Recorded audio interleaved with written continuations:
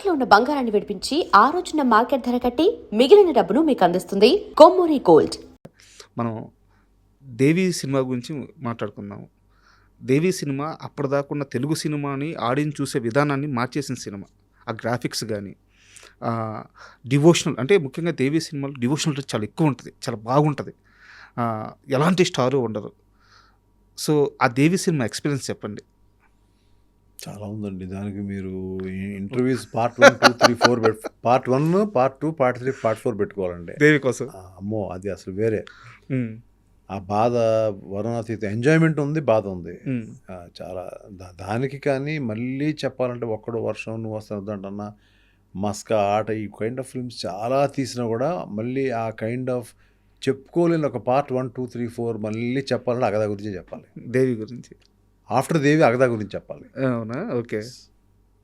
మొన్న మీరు అగదా స్టేజ్ మీదే మాట్లాడుతూ ఆ దేవి సినిమాలో పాము బొట్టు పెట్టడం నిజంగానే పెట్టింది పాము అని చెప్పారు. నిజంగానే పెట్టింది. అప్పుడు దట్ వాజ్ నాట్ గ్రాఫిక్స్ ఉన్నాయి సినిమాలో, కానీ ఎలా పాసిబుల్ అయింది? పాసిబుల్ అయిందండి, పాసిబుల్ అయింది, పాసిబుల్ అయిందండి. దట్ వాజ్ నాట్ అసలు ఆ షార్ట్ గ్రాఫిక్ షార్టే కాదు. అది భయపడలేదా యాక్టర్? భయపడలేదు, అసలు భయపడలేదు. పాము కుట్టింది కూడా దాన్ని. అవునా? కుట్టింది. అదంతా ఒక కథలండి. దాన్ని మళ్ళీ నేను అన్నాను కదా, మీ దాంట్లోనే పార్ట్ 1, పార్ట్ 2, పార్ట్ 3, పార్ట్ 4 కూడా దాంట్లోనే వేయచ్చు. అసలు అది సంచలనం అండి అది. నేను పడ్డ ఇబ్బందులు, నేను నిద్రలేని రాత్రులు, నాకు నిద్ర లేక మైండ్ పని చేయక ఒక కార్ని యాక్సిడెంట్ చేసేసిన తీరు, ఈ చాలా ఉందండి ఆ సినిమా కథ. 3 ఏళ్ళ కథ అది. అది అసలు మళ్ళీ అటువంటి ఒక ఎక్స్పీరియన్స్ మరి అన్నాళ్ళు కాకపోయినా కూడా మళ్ళీ అగదాకి నేను మళ్ళీ చెప్తాను అనుకోవద్దు, మళ్ళీ అగదాకి అంటే మళ్ళీ కంబ్యాక్ అవ్వాలంటే ఆ బాధను అనుభవిస్తే కానీ ఆ దేవత కానీ దేవుడు కానీ మళ్ళీ మనకు సక్సెస్ ఇవ్వాలనిపించింది. సో ఇది ఈ సినిమాకి అయితే జరిగిందండి. అమ్మవారిని చాలా బలంగా నమ్ముతారా మీరు? నమ్ముతారా? ఎందుకంటే నేను కొన్ని సినిమాలు చెప్తాను. శత్రువు సినిమా సంబంధించిన ఆ క్లైమాక్స్, అంటే డివోషనల్ సినిమా కాదు కానీ ఆ క్లైమాక్స్లో విలన్ని చంపే దగ్గర ఆ దేవుడి షాట్ కానీ, లేదా దేవి సినిమా గురించి మనకు తెలుసు, దేవి పుత్రుడు గురించి తెలుసు. అక్కడ అమ్మవారి పవరే కదా సముద్రం నుంచి తీసేది. అలాగే ఇప్పుడు అగదా సినిమాలో అమ్మవారి శక్తి గురించే మాట్లాడుతున్నారు. సో ఎంఎస్ రాజు గారి జీవితంలో అమ్మవారిని ఎంత పూజిస్తారు? ఇష్టం అండి, బాగా ఎక్కువ పూజ ఎక్కువ చేస్తానండి. మధ్యలో ఆవిడ మీద అలుగుతాను.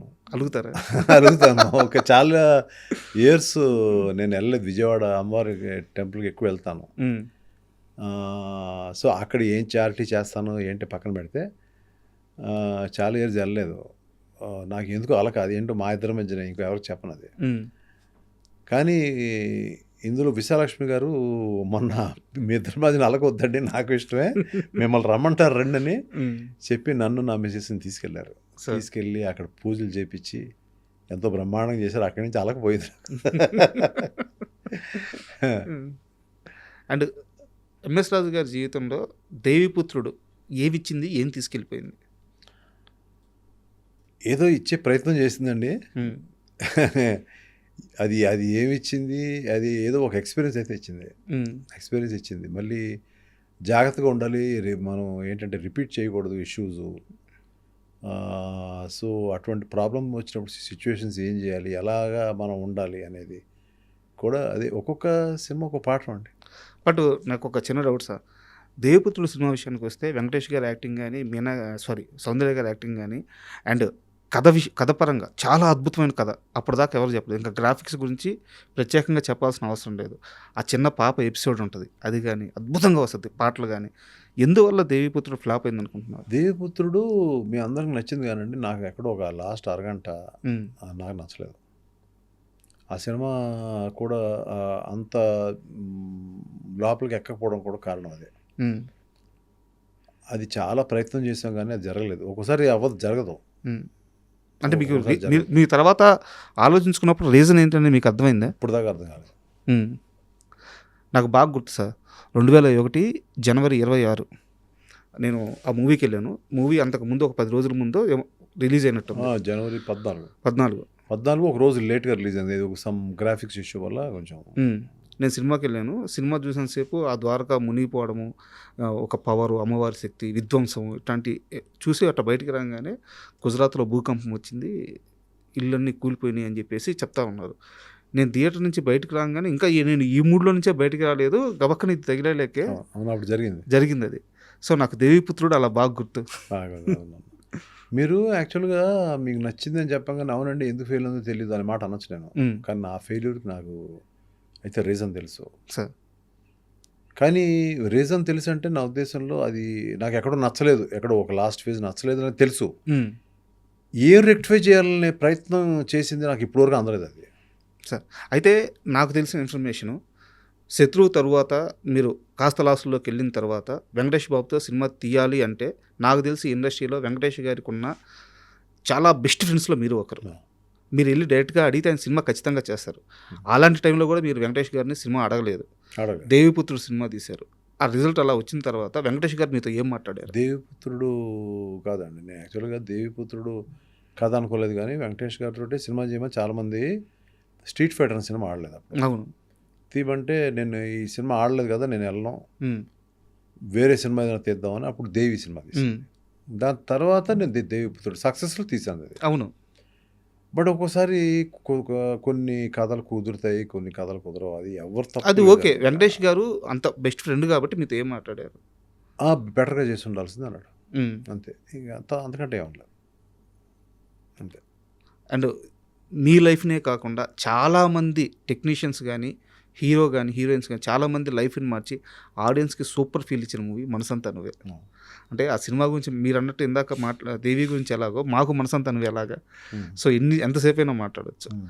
మనసంతా నువ్వే సమయానికి మీ మైండ్ సెట్ పూర్తిగా మారిపోయిందా? ఇంకా స్టార్స్ వద్దు, బడ్జెట్ వద్దు, కథ ఉంటే చాలు అన్నీ వస్తాయి. ఆ రోజు మనసంతా నువ్వే స్టార్ట్ చేసే సమయానికి ఎంఎస్ రాజు గారి మైండ్ సెట్ ఎలా ఉంది? అదే ఒక స్మాల్ ఫిల్మ్ తీయాలి, ఒక లవ్ స్టోరీ తీయాలి. ముందైతే ఏం తీయాలో తెలియదు, కానీ ఏదో ఒక ఫిలిం, హిందీ ఫిలిం ఒకటి 1954, నేను ఇంకా పుట్ల అప్పటికి, అదేదో బ్లాక్ అండ్ వైట్లో టీవీలో వస్తుంది, అది చూసి ఇన్స్పైర్ అయ్యాను. దాని పేరు అన్మోల్ గడి. అందులో ఉన్నది ఓన్లీ పిల్లలు వాళ్ళిద్దరి మధ్యన వాచ్, అదొక్కటే ఐడియా ఉంది అంతే. మిగతా సినిమా అంతా వేరు.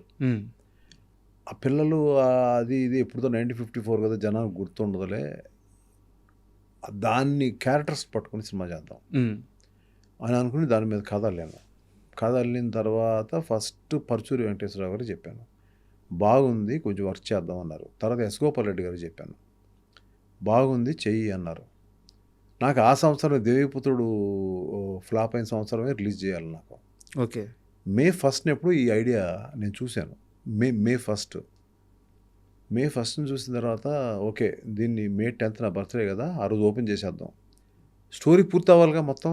అదేంటి ఆ సినిమా పూర్తి అవ్వాలి కదా అని వెంకటేశ్వర గారు, అసలు ఎవరు డైరెక్ట్ చేద్దాం అనుకుంటారు. గోపాల్ రెడ్డి గారేమో నువ్వు అనుకున్నావు కదా కథ, నీకు అన్నీ తెలుసు, నువ్వే చేసేయి, నేను ఉంటాను కదా వెనకాతల, నీకేమి ఎక్కడ షార్ట్ కన్ఫ్యూజన్ ఉండదు, నేను ఉంటాను కదా అని. వద్దండి అలా వద్దు, ఇప్పుడు అసలే ఒక ఫెయిల్యూర్ ఉంది, ఇప్పుడు నేను ఇవన్నీ పెట్టుకోలేను, నాకు ఎవరన్నా జస్ట్ చూస్తున్నానంటే సరే నువ్వేమనుకోకపోతే ఒక అతను ఉన్నాడు అని చెప్పి అప్పుడు విఎన్ ఆదిత్య పేరు చెప్పాడు. ఓకే. సో తను మనకు దగ్గరగా ఉంటాడు, నీకు ఇది నిన్ను I think he label to understand you, నీ లోపల ఏముందో అండర్స్టాండ్ చేసుకుంటాడు అతను. చెప్పింది ఆయనే. ఈ పరుచూరి వెంకటేశ్వరరావు గారు, గోపాలకృష్ణ గారు మేము చెప్పాము ఆదిత్య గురించి అని అంటారు, కానీ వాళ్ళు గోపాల్ రెడ్డి గారు చెప్పిన తర్వాత సెకండ్ ఒపీనియన్ తీసుకున్నాయింది యాక్చువల్గా. ఓకే. వాళ్ళిద్దరిది లేదు మంచి కుర్రాడు, మన దగ్గర చాలా సినిమాలకి పనిచేశాడు, కో డైరెక్టర్గా పనిచేశాడు, అదే దాన్ని. అప్పుడు ఆ అబ్బాయిని పిలిపిస్తే సో హీ వాజ్ ఇంటూ ఏది ఇమ్మీడియట్గా తను అంటే అదే తను ఇమ్మీడియట్గా నా సినిమా అనగానే ఓకే మన సినిమాకి వెళ్ళిపోతాం అనుకున్నాం.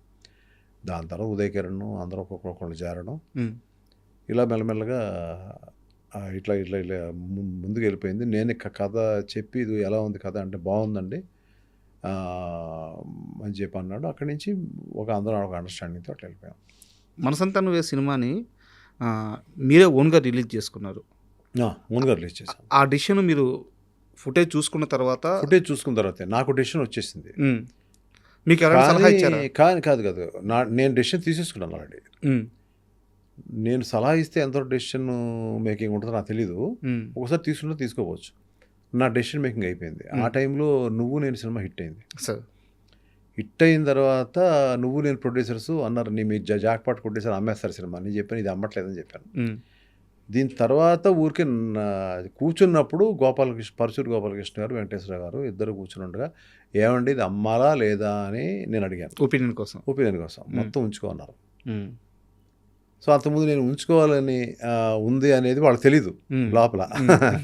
సో అది సింక్ అయిందని నేను అప్పుడు ఎవరు అడిగినా కూడా నేను ఇవ్వలేదు సినిమా. సార్ అది అప్పుడు ఎంత అండి, 1.5 ఎంతో చేసింది. 1.5 ఎంతో అయింది సినిమాకి మొత్తం టోటల్గా.